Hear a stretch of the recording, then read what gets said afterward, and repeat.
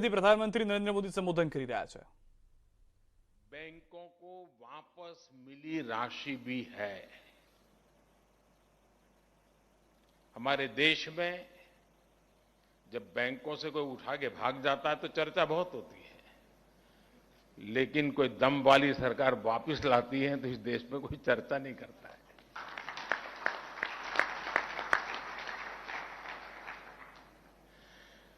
पहले की सरकारों के समय जो लाखों करोड़ रुपए फंसाए गए थे, उनमें से 5 लाख करोड़ रुपए से अधिक की रिकवरी की जा चुकी है। हो सकता है आप उस लेवल के लोग बैठे हैं, आपको 5 लाख करोड़ बहुत बड़ा नहीं लगता होगा,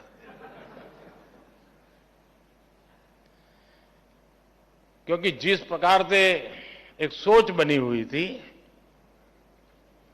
यहां बैठे हुए उन लोगों की नहीं होगी ऐसा मुझे पूरा पक्का विश्वास है, लेकिन एक सोच बनी हुई थी, बैंक हमारी ही है, बैंक में जो है वो भी हमारा ही है, वहां रहे या मेरे यहां रहे क्या फर्क पड़ता है। और जो चाहा वो मांगा, जो मांगा वो मिला, और बाद में पता नहीं था कि 2014 में देश निर्णय कुछ और कर देगा।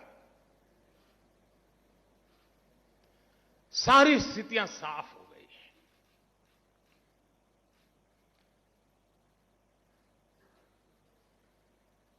साथियों, जो ये पैसे वापस लेने वाला हमारी कोशिश है, नीतियों का भी आधार लिया है, कानून का भी आधार लिया है, डिप्लोमेटिक चैनल का भी उपयोग किया है, और मैसेज भी बहुत साफ है कि यही एक रास्ता है, लौट आइए। और ये प्रक्रिया आज भी चल रही है। नेशनल एसेट रिकंस्ट्रक्शन कंपनी, इसके गठन से और 30,000 करोड़ रुपए से अधिक की सरकारी गारंटी से भी लगभग 2 लाख करोड़ रुपए के स्ट्रेस एसेट आने वाले समय में रिजॉल्व होने का अनुमान है। हम सभी ये भी देख रहे हैं कि पब्लिक सेक्टर बैंकों के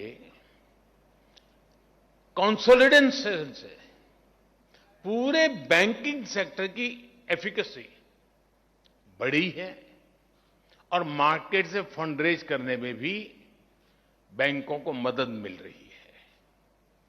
साथियों, ये जितने भी कदम उठाए गए हैं, जितने भी रिफॉर्म्स किए गए हैं, इससे आज बैंकों के पास एक विशाल और मजबूत कैपिटल बेस बना है।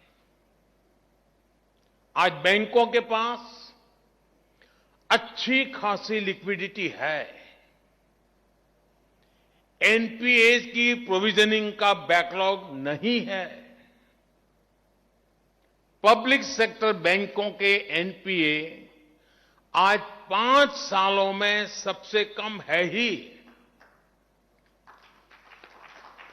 कोरोना काल के बावजूद इस फाइनेंशियल ईयर के पहले हाफ में हमारे बैंकों की मजबूती ने सबका ध्यान खींचा है।